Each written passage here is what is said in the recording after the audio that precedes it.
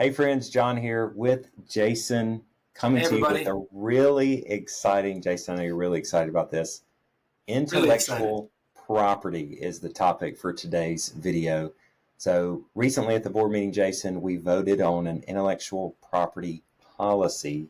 Yeah. How do we even get here, Jason? Why do we need something like that? Well, I know that everybody loves to talk about legal documents and legal precedents and all that stuff, but John, this thing started because we were in the process. I really was working with your wife Emily on some of the curriculum that she's developed for TCKs and the things that she's doing with that, which are amazing.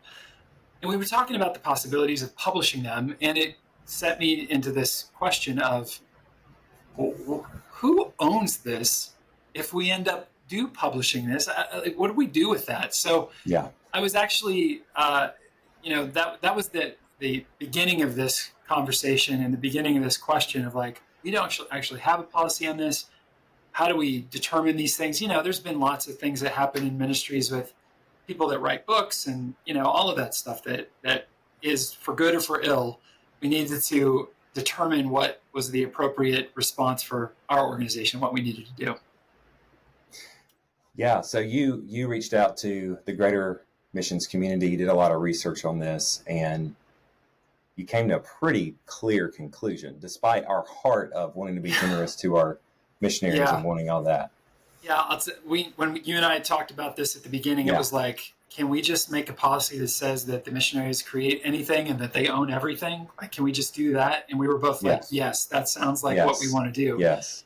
But in the process of actually, doing due diligence and investigating this, talking to other mission leaders, other organizations, other lawyers, I don't want to talk to them too much, but yeah, give the heebie-jeebies. But in the process of all of that, learned that it is very, very clear what the legal precedence is for intellectual property situations and organizations that are dealing with it. And unfortunately, we learned a very clear but hard to swallow lesson that pretty much as an employee of an organization, if you are creating things during company time with company property, the results of that creation belong to the company. That was the unavoidable conclusion that we came to, is that this is owned by the organization, that if it's created by company on company time with company property. So, that means if you're using a company laptop or if you've used ministry funds to purchase a laptop, then technically the organization owns that. So Even Jason, I'll even add to that a little bit from what our lawyer who's on the board said at the meeting, that even with the information you're learning during your job is considered trade secrets. Right. It's considered that. So I mean, it's really unavoidable. Yeah. Yeah. In addition to the fact that there's all this legal precedence, we also have the additional complication of being a public charity or a 501c3 organization. And as a result of us being a 501c3 organization, all of our funds are coming from the public, and it is illegal, or it is a violation of your nonprofit status to take public funds and have a private benefit that comes from that. There's complicated legal language around that, but that was the other thing that we realized. And that's where we also realized that this is actually a board level conversation, because they have fiduciary and fiscal responsibilities to cover and protect the organization in its 501c3 status.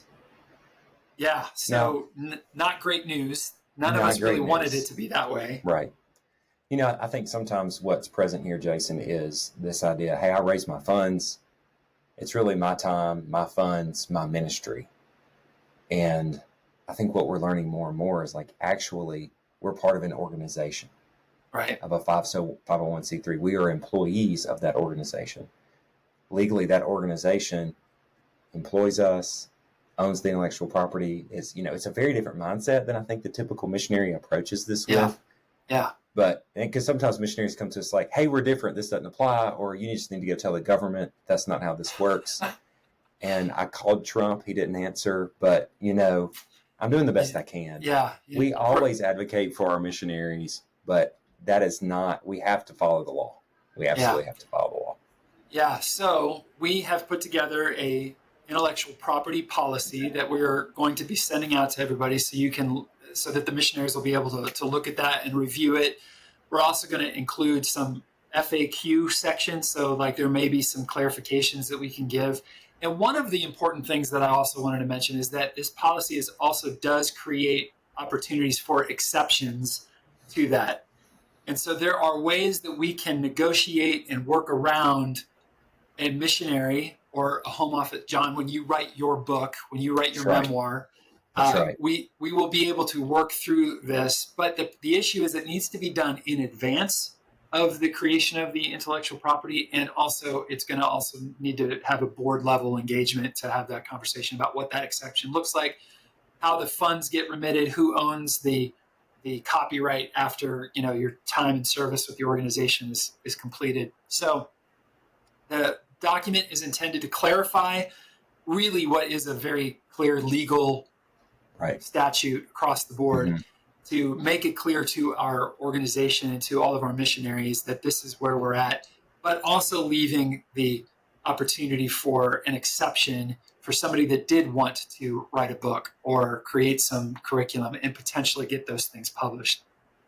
And John, you and I also talked about, like, we're not interested in litigating any of these things. We're not interested in going after intellectual property, the IP, from our missionaries, or trying to have global own all of these things that are out there.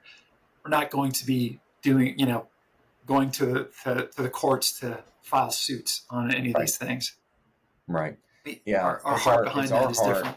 Our board's heart is, we just want clarity. We want you to know ahead of time so that we can have a conversation ahead of time, be on the same page, same expectations, and work out whatever it is that you're doing. So that's really what we wanted to communicate in this video. Jason, thanks for making the time, for doing all this investigative work, getting in there, making time. That's a great word. I need to use that word more often. Investigative.